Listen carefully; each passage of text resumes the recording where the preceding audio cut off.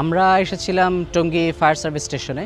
আমরা এখানে এসে এখানকার যারা ফায়ার ফাইটার আছেন, এখানকার যে ইনচার্জ আছেন তাদের সাথে কথা বলার চেষ্টা করেছি, জানার চেষ্টা করেছি এখানকার সমস্যাগুলো। আপনারা জানেন যে গত কয়েকদিন আগেই একটা কারখানাতে আগুন ধরেছিল। সে আগুন ধরার পরে 3জন ফায়ার সার্ভিস পার্সন সেখানে মারা যান। এর মধ্যে ছিলেন একজন ওয়্যারহাউস সুপারিনটেন্ডেন্ট ছিলেন। আমরা তার অফিসে দেখলাম এটা খালি নতুন এখন অ্যাপয়েন্টেড হননি, যেহেতু বেশ কয়েকদিন আগে উনি মারা গিয়েছেন।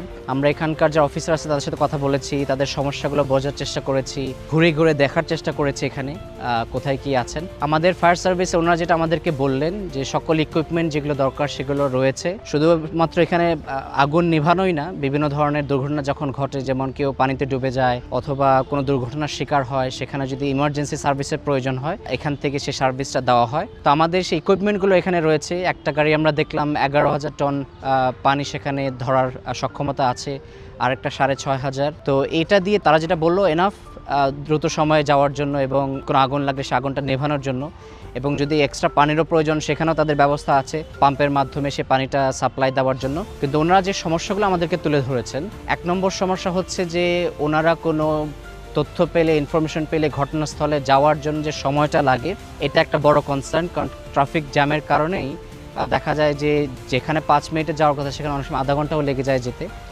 2 নম্বর সমস্যা ওনারা যেটা ফেস করেন সেটা হচ্ছে যে যারা তথ্য দেন টেলিফোনের মাধ্যমে যে আগুন এখানে লেগেছে বা ওখানে লেগেছে, সেটার অ্যাকুরেট ইনফরমেশনগুলো ওনারা দেন না।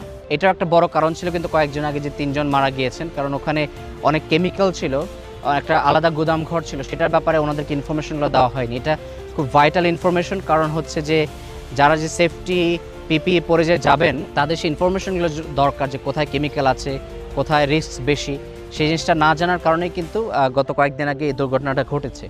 আমরা এটার পাশাপাশি এখানে যারা ফায়ার ফাইটার আছেন ওনারা বললেন যে 35 জন এখানে কাজ করেন, এর মধ্যে প্রায় 22 জন হচ্ছে ফায়ার ফাইটার। ওনাদের আমরা দেখলাম ওনাদের ব্যারাক বলেন আর কি, যেখানে ওনারা থাকেন সেটার অবস্থা আসলে খুবই করুণ। যারা আমাদের ঝুঁকি নিয়ে আমাদের সমস্যাগুলো সমাধান করার চেষ্টা করছে, আগুন লাগলে সেটাকে তারা নেভানোর চেষ্টা করছে, এই ব্যক্তিদের থাকার জায়গাটা খুবই করুণ। আমরা এখানে যেটা দেখলাম নিচতলাতে দেখলাম যে ব্যারাকটা আছে, নিচতলাতে একটা রুম, বিশাল বড় রুম, এখানে প্রায় 15 থেকে 20 জন একটা রুমে থাকেন। 15-20টা খাট দিয়ে দিয়েছে, সেখানে তারা কোনো মতে কনজাস্টেড হয়ে থাকেন আর কি।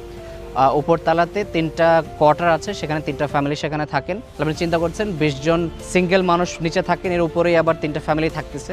ওনাদের একটা অভিযোগ গণনা করে ওনাদের পে স্কেলটা খুবই কম।